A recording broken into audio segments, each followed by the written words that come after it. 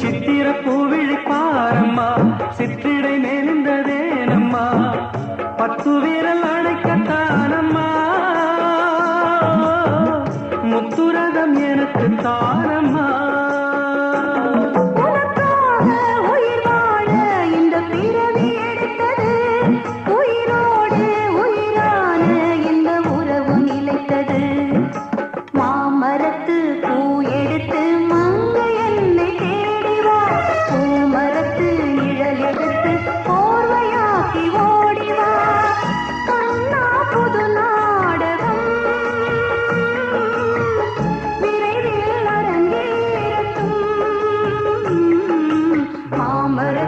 பூயெடுத்து மஞ்சம் ஒன்று போடலாம் பூமரத்து நிழல் எடுத்து போவையாக்கி மூடலாம்